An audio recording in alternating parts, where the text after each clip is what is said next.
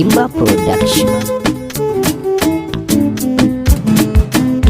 Duniya wai yayi wataran mu za a cewa taro yayi tara al'umma sun yi fitowa, wanda dukka ya sare kunga sai yayi gazawa. Yar filla kuce da ƙwarya ba za ta rabe ba, ilimi zurfi gare sa ban ma soma ba.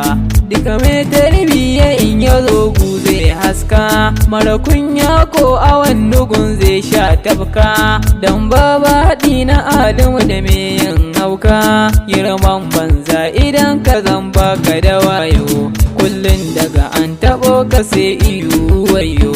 Tarbiyya iyaye ku yi wa 'ya'yanku su koya, bare ya yaba da hankali ba su da juya.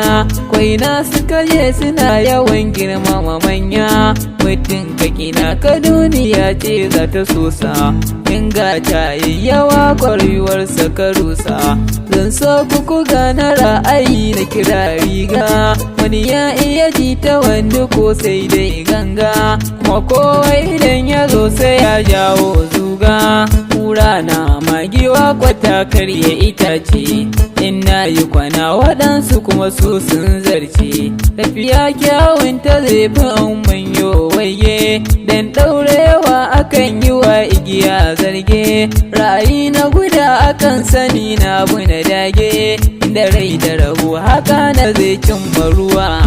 Gaggawa ke saka mutum yayi kaguwa, hankali mai tafiya kada ka ji ka a rami. Wanda ya ki ya ji aiko jiki ne zai sami, kuka sai dabba idan abinci yayi yami. Bakin rijiya ba gura wasan yaro ba, shi karo da karo na rago ba ɗan akuya ba.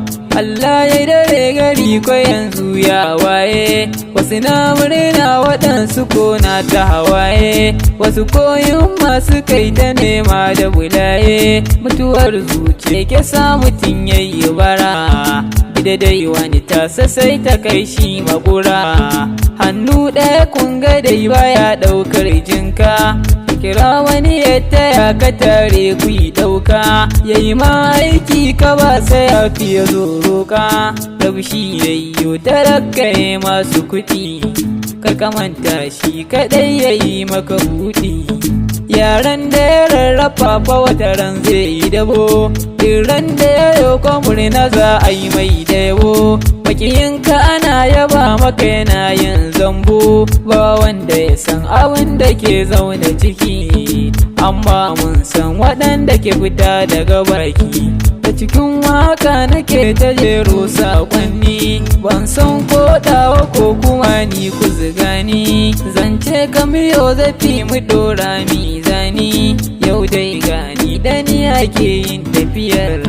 Duya kuma durin si bana yin gajiyar.